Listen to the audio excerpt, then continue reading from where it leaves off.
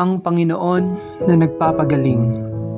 Exodo chapter 15 verse 26. Kung ako ay buong puso ninyong susundin, kung gagawin ninyo ang matuwid at susundin ang aking kautusan at mga tuntunin, hindi ko ipararanas sa inyo ang alinman sa mga sakit na ipinadala ko sa Ehipto. Akong si Yahweh ang inyong manggagamot. Kronika chapter 7 verse 14. Ngunit sa sandaling ang bayang ito na aking pinili ay magpakumbaba, manalangin, hanapin ako at talikdan ang kanilang kasamaan.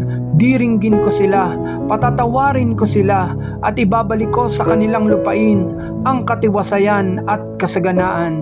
Isaias chapter 38 verse 16 to 17. O Yahweh, ang mga nilikha ay nabubuhay dahilan sa iyo. Ako'y pagalingin at ang aking lakas sana'y ibalik mo.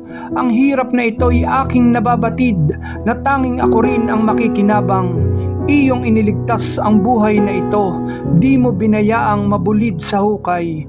Pinatawad mo ako sa aking mga kasalanan. Isaias chapter 40 verse 29. Ang mga mahihinat na papagal ay pinalalakas. Isaias chapter 41 verse 10. Ako'y isa sa inyo, huwag kang matakot. Ako ang iyong Diyos, di ka dapat mangamba kanino man. Palalakasin kita at tutulungan, iingatan at ililigtas. Isaias chapter 53 verse 4 to 5. Tiniis niya ang hirap na tayo ang dapat magbata, gayon din ang kirot na tayo sana ang lumasap. Akala natin ang dinanas niya'y parusa sa kanya ng Diyos dahil sa ating mga kasalanan, kaya siya nasugatan. Siya ay binugbog dahil sa ating kasamaan. Tayo ay gumaling dahil sa pahirap na tinamo niya at sa mga hampas na kanyang tinanggap. Jeremias chapter 17 verse 14. Yahweh, pagalingin mo ako at ako'y lubusang gagaling. Sagipin mo ako at ako'y maliligtas. Ikaw ang tangi kong pupurihin. Awit chapter 41 verse 4. Ang pahayag ko kay Yahweh, tunay akong nagkasala, iyo akong pagalingin, sa akin ay mahabag ka. Awit chapter 73 verse 26. Puso't kaluluwa ko kung manghihinaman, ang Diyos ang lakas kong tanging kailangan.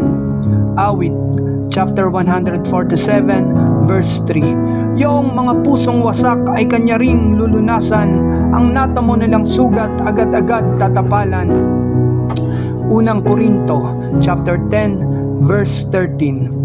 Wala pang pagsubok na dumating sa inyo na di dinanas ng lahat ng tao. Tapat ang Diyos at hindi niya ipahihintulot na kayo'y subukin ng higit sa inyong makakaya. Sa halip, pagdating ng pagsubok, bibigyan niya kayo ng lakas upang mapagtagumpayan iyon.